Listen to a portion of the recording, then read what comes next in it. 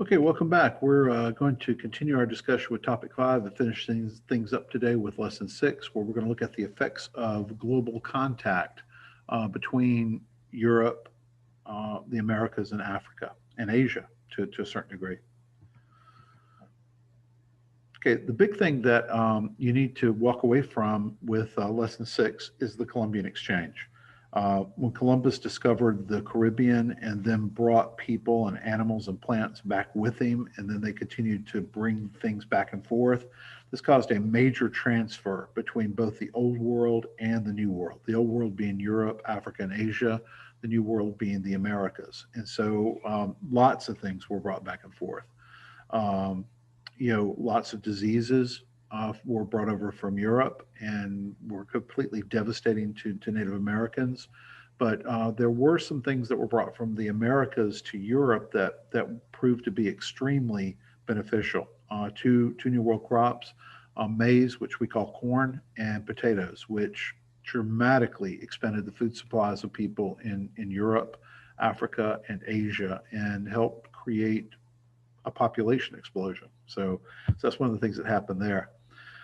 There also were migrations of people that were taking place. So you have huge groups of people that previously were pretty much staying in Europe or Africa or Asia, and now they're moving to the Americas. And so the consequence is that in the Americas, you have some mixes of people, ideas, different cultures that have created some very unique cultures that are a result of this global contact that was going on.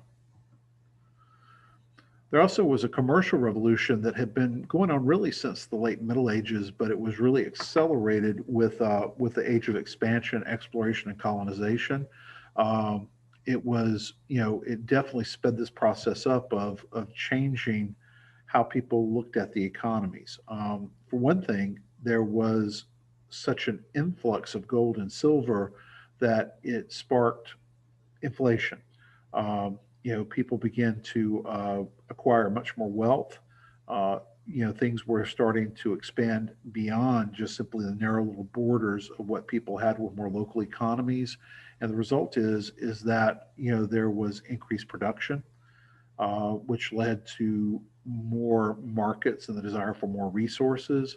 This led to people needing to find ways to fund these ventures, to go out and find these different sources of raw materials, markets, that sort of thing.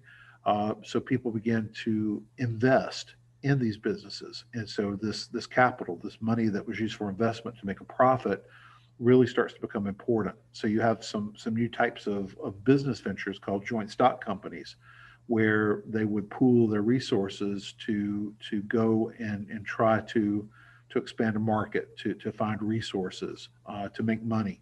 And governments pretty much stepped aside and let them do it. That's what's called the free enterprise system, where people are pretty much free to do whatever they want to do with very little interference from the government. You also start to see more industrial type activity taking place, what's called the putting out system, where business people and entrepreneurs, business people who were trying to invest and make a profit, would give people piecework to do, and then they would come and collect it later. So later that would be abandoned for the factory system, but you start to see an expansion of this in this time period. Um, the main economic system that motivated people to make money and to earn money, particularly for the benefit of their nation, was mercantilism. Mercantilism is the idea that nations need to build up their power, that there's only so much gold or silver to go around. And so you need to get as much gold or silver as you can. So if you can't find a gold or silver mine, you've got to make the gold and silver through trade and commerce.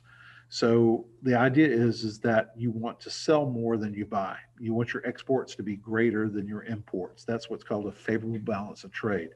And so what that will do is you'll have more gold, more bullion, more wealth in your coffers. And if you can get colonies, colonies are sources of raw material. And so these colonies can get those raw materials back to the mother country so that they could process them into finished goods. And then the colonies in turn could be markets for those finished goods. So that's one of the reasons why colonies were so much in demand by Europeans, because they could make a huge amount of money. Uh, this was a restrictive system because colonies cannot trade with another country other than their mother country. And so most countries had pretty severe laws and penalties and regulated it. Some countries like Britain didn't really follow it so much, particularly in North America. But that is one thing that they would do. They also would raise tariffs, which are import taxes. So if a country tried to sell goods inside to another country, there was a tax they had to pay before they could sell it.